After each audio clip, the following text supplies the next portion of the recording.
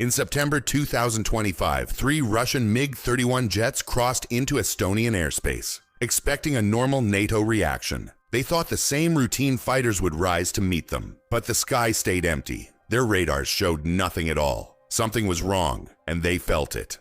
What the Russian pilots could not see was already happening. Italian F-35s were in the air, watching closely without being detected. Swedish Gripens were sliding into position with their radars off. They used information the MiGs had no way to sense. The Russians were already inside a silent trap. Then strange things began inside the Russian cockpits. Their screens started giving false data. Their radios cut out one by one, and before they understood it, shapes appeared around them. A calm Swedish voice finally broke through the noise. "You are under control. Return now." Russia came to test NATO, but instead of finding weakness, they revealed their own blind spots. And NATO never had to fire a single shot. What happened in those final seconds is the real story. It began on a cold morning over the Baltic Sea, when 3 Russian MiG-31 jets climbed high above the clouds. They turned toward Estonian airspace, heading for Vainloo Island. Only 28 kilometers separated them from the Russian border. To the pilots, it felt like another easy mission, something they had done many times before. These flights were not random. They were planned tests designed to measure NATO's reactions. Russia wanted to see how fast NATO scrambled, where radars switched on, and which channels came alive. They hoped to make these violations feel normal, wear NATO down slowly. That was the plan. The MiG-31 was built for missions like this. It could fly at Mach 2.8, reach 82,000 feet, and travel 1,900 miles. Its Zaslon M radar could see targets from 400 kilometers away. The pilots trusted their jet more than anything. They believed nothing could surprise them today. They expected the usual scene. NATO jets rise, make eye contact, escort them home. Calm, predictable, safe. They knew this routine like a script. But the next moments would break that script entirely. The Russians crossed the line expecting to be detected, but 1,200 kilometers away in Germany, NATO operators made a very different choice. And that choice would start the real story. Inside the CAOX Center in Wedem, Germany, 3 strange contacts appeared on the screen. The tracks were Russian MiG-31s, flying with their transponders dark. They moved west toward Estonian airspace with steady speed, but nobody pressed the scramble button. It looked like silence, but it was strategy. NATO had changed the way it fights. No more rushing jets into the air the second someone crosses a line. Now the battle is won through data, not noise. The goal is to control the sky before the intruder even knows he's in danger. This is network-centric warfare. The CAOC coordinated everything quietly. An E-3A AWACS watched from above Germany. A US RQ-4 Global Hawk scanned the Baltic Sea, and satellites fed live SIGINT into the network. The Russians saw nothing, but NATO saw everything. To the MiGs, the sky looked empty, but it wasn't. 2 Italian F-35s had already lifted from a Mari air base in Estonia. No radio, no radar, no trace. Just silent sensors tracking every Russian move. The MiG pilots flew deeper, waiting for NATO fighters to appear. They didn't know the hunters were already right beside them. And what happens next will change the tone of the entire encounter. High above the Baltic, the Russian pilots looked out and saw nothing but open sky. But that empty sky was a digital web wrapped around them. 2 Italian F-35s were already there, silent and invisible. Their AN/APG-81 radars were active, but impossible for the MiGs to detect. They could see without being seen. The Russians believed they were alone. They thought no one was close. But modern warfare doesn't work like that anymore. Sensors, not noise, decide who controls the sky. And the MiGs were glowing like lanterns in the F-35 systems. The F-35 used its AESA radar DAS and EOTS to get a full 360-degree view. Every Russian radar pulse, every scan pattern, every tiny frequency shift was recorded. Nothing they did stayed hidden. All of it went straight into NATO's electronic warfare database. This one moment would help NATO for years. The Russians couldn't see the F-35s at all, but the F-35 saw every detail of the MiGs. Future missions against MiG-31s anywhere on Earth would use these recordings. This was intelligence gold, and the MiGs had no idea what they were giving away. But the F-35s were not the only hunters in the sky. 2 Swedish Gripens were closing in, flying completely dark. And what they were about to do would change everything. Far to the north, 2 Swedish Gripen E fighters lifted off and turned toward the Baltic Sea. Their radars stayed completely off. No pings, no signals, no way for the MiGs to detect them. They were flying dark and silent, but they still saw everything. The Gripens were not using their own sensors. They were using data sent from jets the Russians couldn't see at all. Every detail the F-35s collected appeared on the Gripen screens. This gave them 6th generation vision without making a sound. This is the part most people never understand. NATO used Link 16, a secure and jam-resistant data link. It shared the full battle space picture in near real time. The Gripens also had Skyward IRST, which reads heat instead of radar signals. And the Erexus EW suite let them detect threats passively. All of it done with 0 emissions. 20 years ago, NATO fighters would have scrambled loudly, radars blazing. The Russians would see them from 100 kilometers away, but now the Gripens slid into position without lighting up anything. They were ghosts with perfect information, and the Russians were flying straight into them. Using that shared battle space picture, the Gripens loaded targeting data. They prepared their most advanced weapon, and it was a missile the Russians had never faced before. As the Russian MiG-31s pushed deeper into Estonian airspace, the Swedish Gripen S moved into perfect firing position. They still had their radars off. They still made no sound, but now they had missile lock on all 3 Russian jets. And the MiG pilots had no idea. The lock came from data sent by stealth aircraft the Russians couldn't detect. This allowed the Gripens to guide their most dangerous weapon, the Meteor missile. The Meteor is not a normal missile. It uses a ramjet that keeps pushing it forward at almost Mach 5 for over 200 kilometers. This gives it a no-escape zone. Almost no fighter can outrun. Old missiles slow down as they fly. That drop in energy gives targets a chance to dodge. But the Meteor stays fast the whole way. Targets get almost no warning until the final seconds. By then it's usually too late. The Gripens could have fired at any moment. They had clean shots on all 3 MiGs. But NATO's rules demanded visual ID first. This mission was about control, not starting a war. So the Meteor stayed silent, locked, and waiting. With targeting secure, NATO raised the pressure. The MiG pilots were about to lose something even more important than their speed. They were about to lose their sight of the real battlefield. The Swedish Gripens did not fire a missile. Instead, they opened a different kind of attack.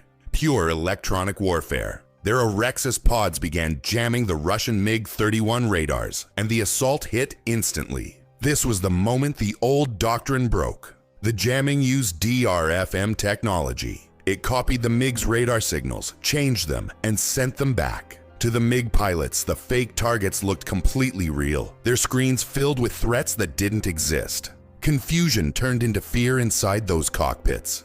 The MiGs saw enemy jets in places that were empty. They saw missile locks coming from directions with nothing there. Their warning systems screamed. Their radars contradicted themselves. They were fighting ghosts and losing.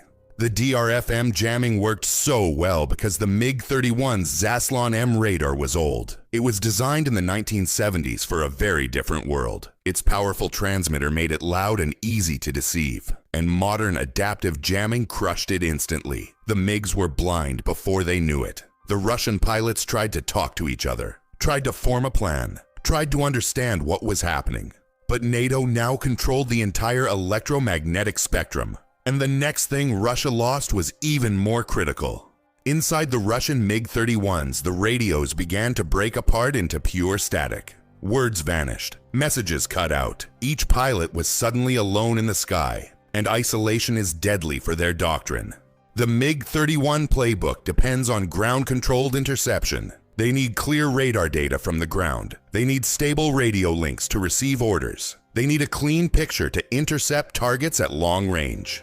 But NATO hit the one weakness they could not hide. By jamming the communications, NATO destroyed the MiG's main advantage. No more shared radar picture. No more team coordination. No more guidance from command. Just 3 pilots trapped in fog they couldn't clear. Soviet-era doctrine works only when the whole system stays connected. NATO's distributed network works even when separated. So in one move, the balance flipped. The Russian jets still flew fast, but they were blind and confused. Their skill meant nothing without information.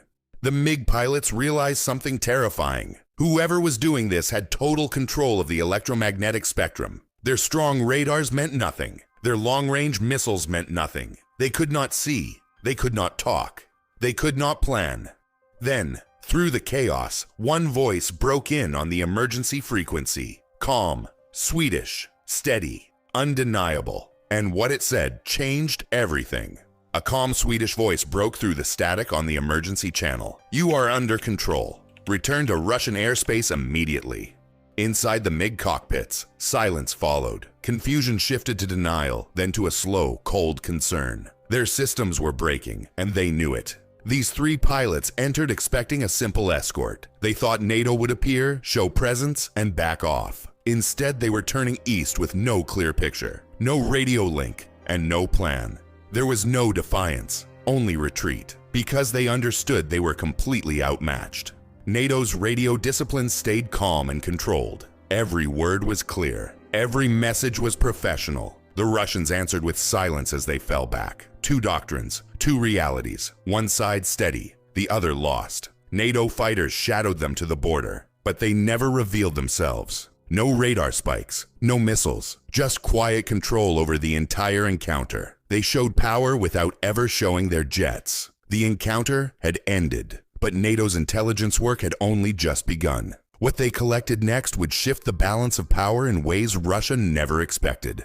While the MiG-31s turned back toward Russia, NATO continued watching and recording. Every radar pulse the MiG sent was captured. Every failed radio call was logged. Every movement pattern was stored. NATO wasn't just reacting, it was collecting. By the end of the encounter, NATO had a complete intelligence package. All of the MiG-31's electronic signatures were saved permanently. This included radar modes, power levels, scan patterns, and reaction timing. It was more than data. It was a blueprint of Russia's interceptor, information that would shape future missions for years. This incident proved the value of NATO's technology. The F-35s acted as invisible sensors. Data sharing created a perfect shared picture. Electronic warfare locked the MiGs out of the spectrum completely. Everything NATO had built finally came together. All MiG emissions flowed into NATO's ELINT and ESM databases. This strengthened alliance defenses far beyond this one event. Future missions anywhere in Europe or the Arctic would benefit. The intelligence win was bigger than the airspace violation itself, and Russia had handed it over without realizing. The F-35s performed exactly as designed. Italian, Swedish, and NATO command teams worked in perfect rhythm. The system proved itself under real pressure, and Russia felt something deeper than defeat. Their top interceptor doctrine had just been exposed as obsolete, and the next realization would hit even harder. After the MiG-31s returned home, Estonia invoked Article 4, asking NATO for urgent talks. The North Atlantic Council met within hours. Estonia called it an unprecedentedly brazen violation. But the diplomatic meeting wasn't the real story. The real message had already been sent in the air. NATO showed it controls the Baltic sky without needing big numbers or loud force. It controls it through pure information dominance, through data that updates instantly, through teamwork so tight that Russia never saw a single NATO jet. This was reassurance for the Baltic states, not words, but proof. The message to Moscow was simple and sharp. We see you before you see us. We can target you before you know we're there. We control the spectrum you depend on.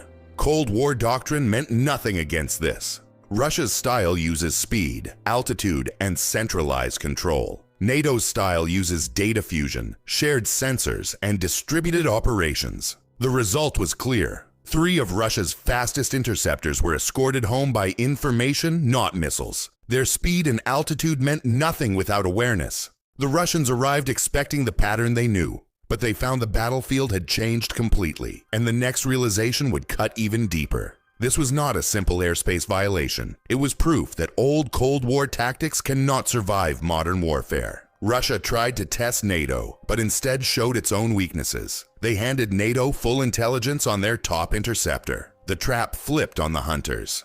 In today's battles, the fastest jet means nothing if you are blind. Data beats speed. Networks beat platforms. Information decides the fight before any shot is fired. And the MiG pilots felt that truth. When the calm Swedish voice said, "You are under control," the Russians understood it was over. They were surrounded, targeted, and defeated without seeing a single NATO jet. The sky they thought was empty was a digital web. Cold War doctrine met 2025 warfare and lost. NATO now holds every signal, frequency, and weakness the MiG-31 revealed. The Baltic states gained real reassurance and Russia saw its doctrine break. Modern power belongs to whoever controls the spectrum first. If this shocked you, subscribe for more stories of modern warfare shaping global power. Which moment hit hardest? The F-35, the Gripens, or the jamming? Comment below.